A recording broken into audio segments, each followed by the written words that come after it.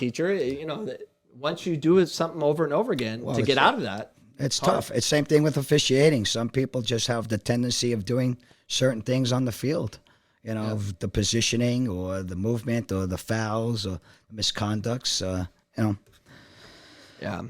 So, we'll take questions anytime, by the way. Yes, So, Ryan. Anytime there's one. Yeah, we do have a couple. Go ahead. They're both from Gilberto Gomez. Okay. And they're both for you, Mark. Okay. So the first one is, what was your favorite color shirt to wear as a referee? Ooh, good question. Ooh, good question. I'm going to have to go with, I like the blue. Okay, I like my blue color. It's a nice color on the field. But again, I have the blue. Oh yeah, it depends on the color of the teams also. So if there's a blue team, we have to go to either yellow or black or red. But blue is my favorite color. Okay. And how many colors? There's 5 colors that we own.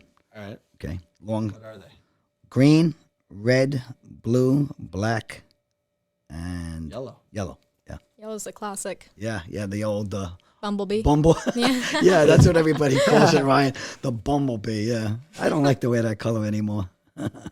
If you had to add a color, what color would it be? Ooh. That's a good one. Well, maybe a pink color. I seen a lot of all of a sudden, like in the Mexican leagues and championship leagues, they're coming out with pink. So it's or supposed fuchsia, to calm people down. Yeah, Fuchsia. yeah. Is that Calm people down. That's interesting. Yeah. Good thought. Sheriff Joe would put them in pink? pink because it's supposed to calm him down. Right. Does that stuff? What is color science? Does that stuff actually work? The reason McDonald's is bright yellow and all that is because you 'cause it want makes you out hungry. right away.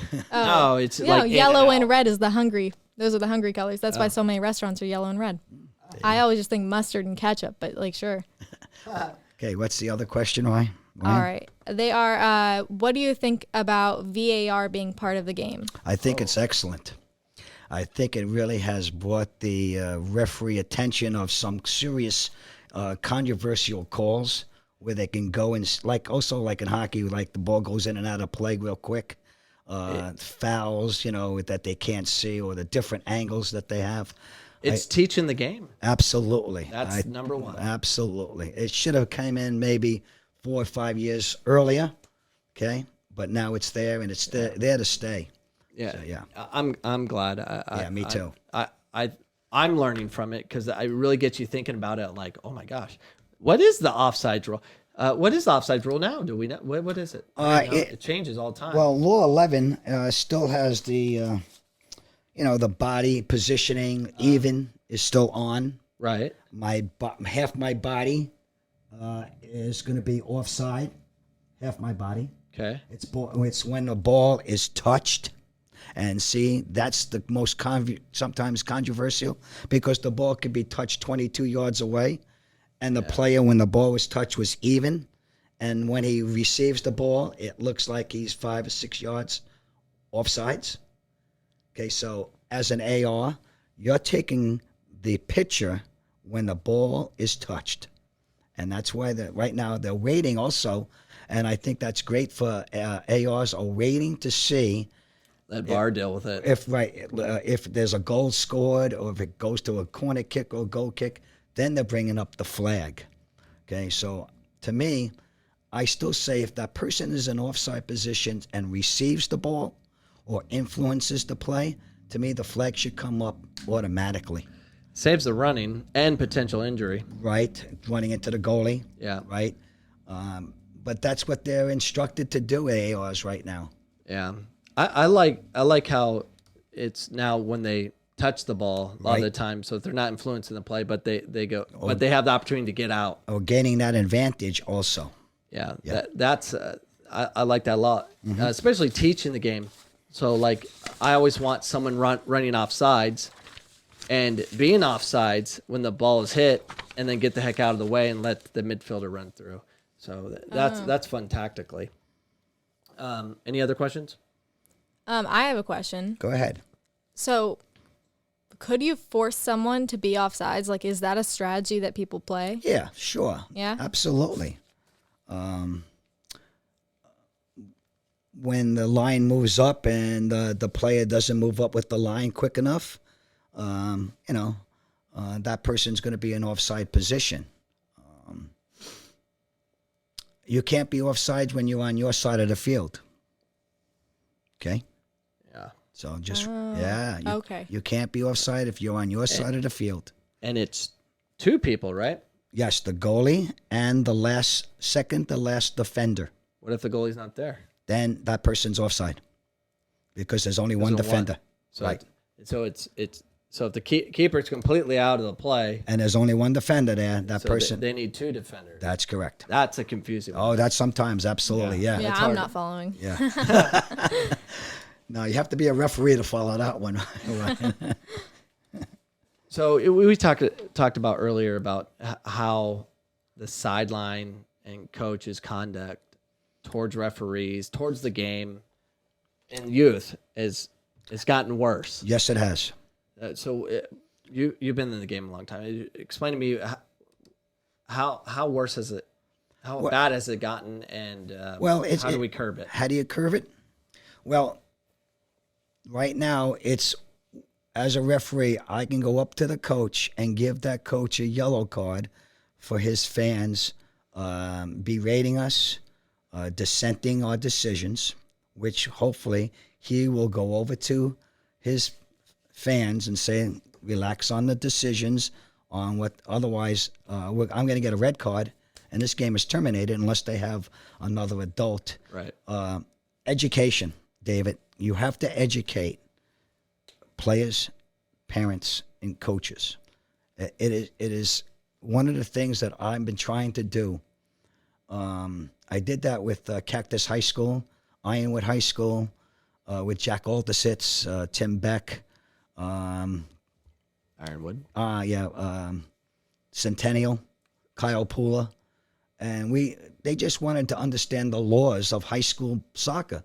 So I went over and educated it, and then I went to some of the parents, and he brought some of the parents in to educate them. That's what we need to do. When I get air conditioning in here or in our new podcast room, once we get settled in, and it's very comfortable and things are set up, I encourage you, if you want to get involved on that, do a podcast. My pleasure. Oh, that'd be cool. And we could bring in coaches all the time. I could have you just lead the discussion. We could take questions, because it's amazing how many people have contacted me on just everything. What do I need to do to get my kid technical? What environment should my kid? What club to join? I mean, people want information, and we need something like that. We need a podcast that's available to everybody about the game, especially when rules change. Oh, sure. Now, Todd and Brandon and a couple of the SRAs are coming together and trying to mentor a lot of the young officials with some experienced officials, which I think is important to do. We need to reward those officials, like money, like bonuses for just surviving in the game and dealing with all the crap they deal with. Well, again, I also talked to a couple people that in New York it's different than Arizona as far as pay. Now, again, we can talk about that also. To me, pay should be a lot more higher. It's going to have to be. It has to. Because we have a shortage right now, Dave, of officials. I would imagine. In the state of Arizona, but all through the nation right now, there's a shortage of officials. Of course. Why would you want to ref? Money's not the object. It's my passion. Right. I still have a passion for what I do. I want to give back to my community. Okay. And I still have the fitness to run a soccer game. And to me, that's the most important thing. And to manage the game where the spirit of the game, everybody likes what happened during, and there's no controversy. I only had one controversial game in my entire career. Okay. 1990, the high school championship game. Was that Marcos Nicis and Brophy? Brophy. Right. I still have that in my. Really? What was the controversy? The ball went underneath the crossbar, and I couldn't tell because it hit the extension pole and came straight down. Oh. And I thought it hit the. I was at that game. I thought it hit the crossbar. It was right by Phoenix College. What's the name of that high school? Metrotech. Right, and it hit the crossbar and came straight down. I still couldn't tell you if that ball was in or out because all I heard was it hit the crossbar, but it really went in about this much. After I saw the instant replay. Now, I wish I could have gone to the VAR. Right. You did your job. I appreciate officials that call what they see, not what they think. Right. What you see. True. And that's why, for the ones that don't know, that was Greg Vanny. Right. Played at Marcos. Kenny Wright. I mean, that team was stacked. Right. That was a good. And Brophy had Derek Burnell, who Derek Burnell actually is helping me at PC mentor some kids. I get a lot of friends to be able to mentor kids to help them out.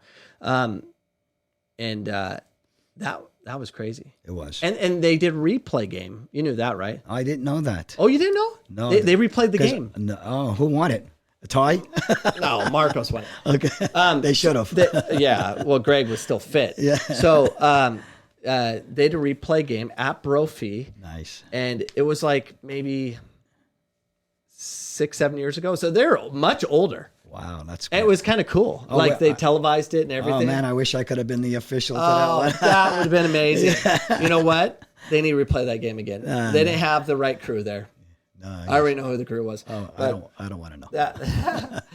That is a small world. So you were the official. Yes, I was. And all the big games were held at Metrotech. Yes, they were. And I did almost all 15 high school championship games in my day back then. All right. Yeah. What was the last state championship game you've done? Oh, I don't know. I left here in 2005, so I couldn't tell you. Which two teams? You don't even know, huh? No, I haven't a clue. That's the only reason you survived in the game that long. You have to be able to forget or you won't sleep. Right, Dave. And I didn't sleep that night. Well, they played the replay game. That's great. And which team shot it? That was Marcos scoring a goal. Okay, well they won the replay. They game. ran Because it ended in a tie. Yes, it did. Okay. They both were co-champs. Yeah.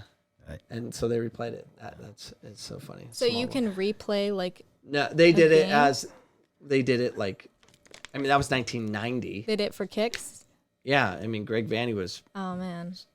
just retired from professional soccer when he went and Brought everybody brought it back. Yeah, brought like everybody together. I'm still fit. I'm retired. Yeah. Yeah, he's doing such a great job at LA. Wow. Oh, Yeah, smart move by him. absolutely. Smart move. Sure. Yeah, that's fun to watch. It's fun to watch all that happen, especially when Arizona's had such a huge impact. Remember the MLS game, championship game, I think 2 years ago, where Alan Chapman was the center referee. He's from Arizona. Greg Vanny is the coach of Mike Raboska, are both from Arizona. Was Corey Rockwell also on the game? I don't know. I don't remember. Yeah. A lot of Arizona. A lot of Arizonas. Right. Even the players, De Leon's son Their was sons playing. Right. It was like 5 or 6 Arizonans that were playing that game. It was like crazy. That's fun. And It's great. Full circle. You mentored the center referee of that game. You screwed Greg Vanny of a state championship in 1990. I mean, isn't that crazy? I didn't try to screw anybody that day. Hey, you officiated indoor games for Leroy De Leon. Oh, yes. Whose son played in that game. I mean, we're all connected. In some way. Soccer is such a small community. Yeah. So, any other questions? We do have one more from Gilberto Gomez. Okay. He was wondering if the player is injured, is he still offsides? ooh. It depends on if the ball touches him in an offside position. Oh. Now, I could be standing, or I could be injured and be left of the goal, and the shot could be taken, and it can go up in the right-hand corner, and that player is not an offside position. That's good to know because, so when Phoenix College beat Yavapai in the final, and it was the first time we beat them in a playoff game at their place, and they were number 1 in the country, undefeated, and they were hosting nationals. This is in 2014, and that exact thing happened, and I never researched it. I didn't even want to know. One of my players got hurt was on the ground, staying.